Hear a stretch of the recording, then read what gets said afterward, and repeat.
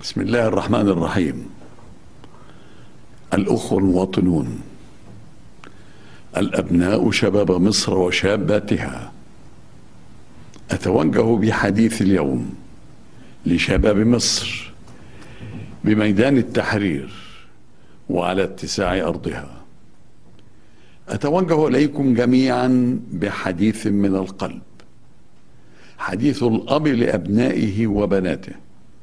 أقول لكم إنني أعتز بكم رمزا لجيل مصري جديد يدعو إلى التغيير إلى الأفضل ويتمسك به ويحلم بالمستقبل ويصنعه.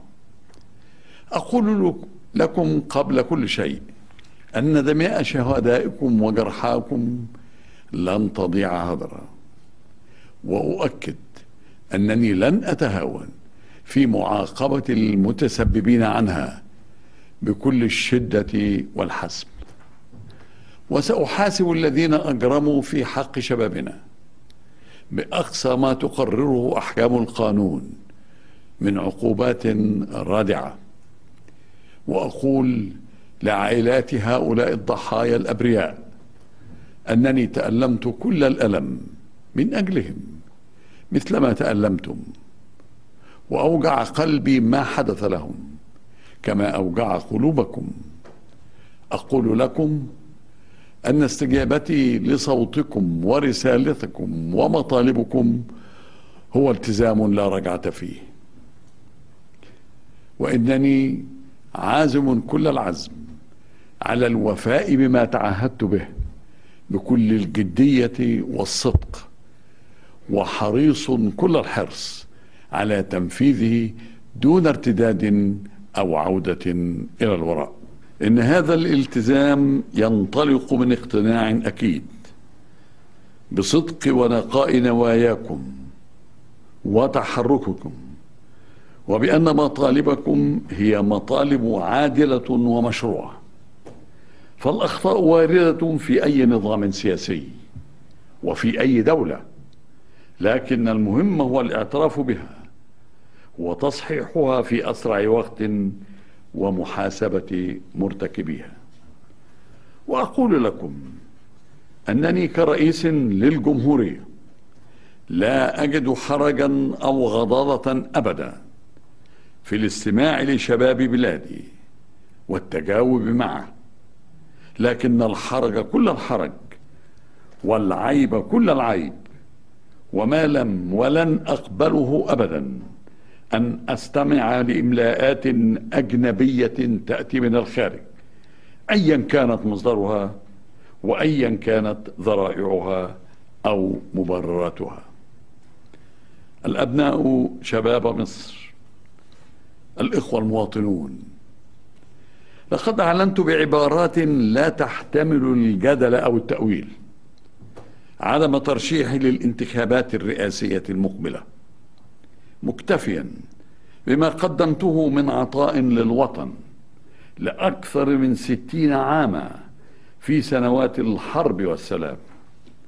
أعلنت تمسكي بذلك، وأعلنت تمسكا مماثلا وبذات القدر بالمضي في النهوض بمسؤوليتي في حماية الدستور ومصالح الشعب حتى يتم تسليم السلطة والمسؤولية لمن يختاره الناخبون شهر سبتمبر المقبل في انتخابات حرة ونزيهة توفر لها الضمانات الحرية والنزاهة. ذلك هو القسم الذي أقسمته أمام الله والوطن، وسوف أحافظ عليه حتى نبلغ بمصر وشعبها بر الأمان.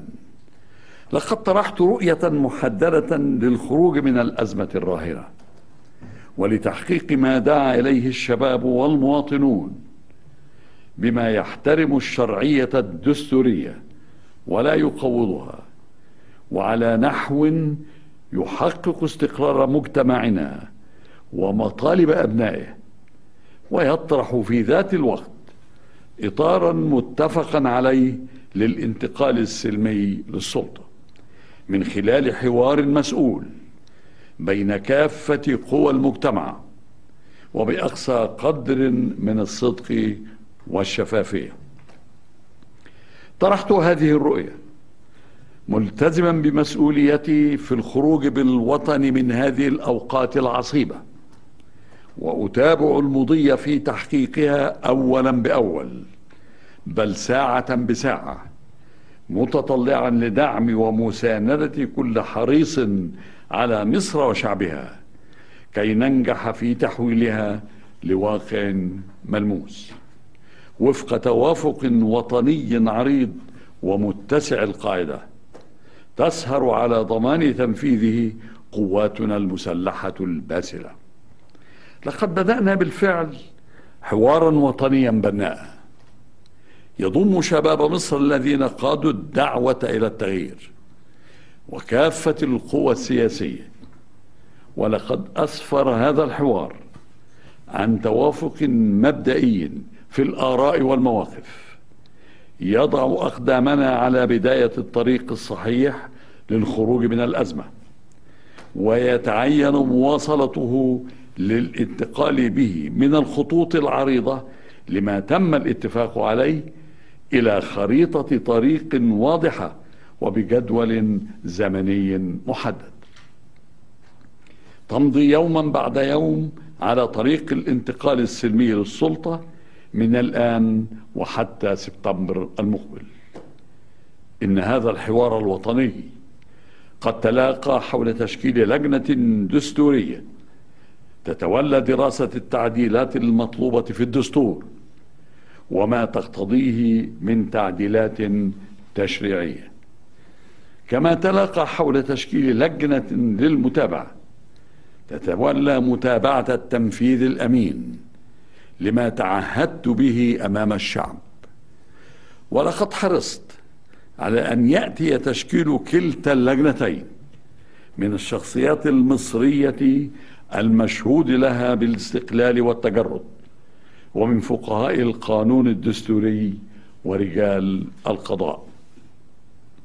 وفضلا عن ذلك فإنني إزاء ما فقدناه من شهداء من أبناء مصر في أحداث مأساوية حزينة أوجعت قلوبنا وهزت ضمير الوطن، أصدرت تعليماتي بسرعة الانتهاء من التحقيقات حول أحداث الأسبوع الماضي وإحالة نتائجها على الفور إلى النائب العام ليتخذ بشأنها ما يلزم من إجراءات قانونية رادعة.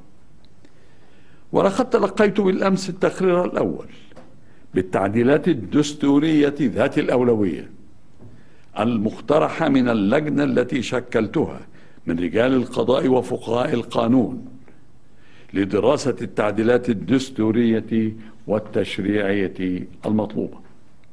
وإنني تجاوبا مع ما تضمنه تقرير اللجنة من مقترحات ومقتضى الصلاحيات المخولة لرئيس الجمهورية وفقا للمادة 189 من الدستور، فقد تقدمت اليوم بطلب تعديل 6 مواد دستورية، هي المواد 76 77 88 و93 و189، فضلا عن إلغاء المادة 179 من الدستور، مع تأكيد الاستعداد للتقدم في وقت لاحق بطلب تعديل المواد التي تنتهي إليها هذه اللجنة الدستورية وفق ما تراه من الدواعي والمبررات.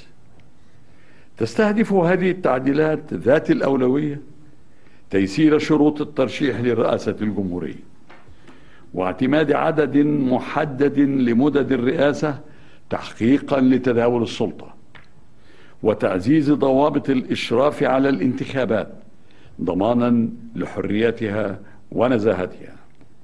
كما تؤكد اختصاص القضاء وحده بالفصل في صحة وعضوية أعضاء البرلمان، وتعدل شروط وإجراءات طلب تعديل الدستور. أما الاقتراح بإلغاء المادة 179 من الدستور فإنه يستهدف تحقيق التوازن المطلوب بين حماية الوطن من مخاطر الإرهاب وضمان احترام الحقوق والحريات المدنية للمواطنين، بما يفتح الباب أمام إيقاف العمل بقانون الطوارئ فور استعادة الهدوء والاستقرار وتوافر الظروف المواتية لرفع حالة الطوارئ. الإخوة المواطنون، إن الأولوية الآن هي استعادة الثقة بين المصريين بعضهم البعض، والثقة في اقتصادنا وسمعتنا الدولية، والثقة في أن التغيير والتحول الذي بدأناه لا ارتداد عنه أو رجعة فيه. إن مصر تجتاز أوقاتا صعبة لا يصح أن نسمح باستمرارها، فيزداد ما ألحقته بنا وباقتصادنا من أضرار وخسائر يوما بعد يوم، وينتهي بمصر الأمر لأوضاع يصبح معها الشباب الذين دعوا إلى التغيير والإصلاح أول المتضررين منها. إن اللحظة الراهنة ليست متعلقة بشخصي، ليست متعلقة بحسن في حاضرها ومستقبل أبنائها. إن المصريين جميعا في خندق واحد الآن، وعلينا أن نواصل الحوار الوطني الذي بدأناه بروح بعيدا عن الخلاف والتناحر، كي نتجاوز بمصر أزمتها الراهنة، ولنعيد لاقتصادنا الثقة فيه، ولمواطنينا الاطمئنان والأمان، وللشارع المصري حياته اليومية الطبيعية. لقد كنت شابا مثل شباب مصر الآن عندما تعلمت شرف العسكرية المصرية والولاء للوطن والتضحية من أجله.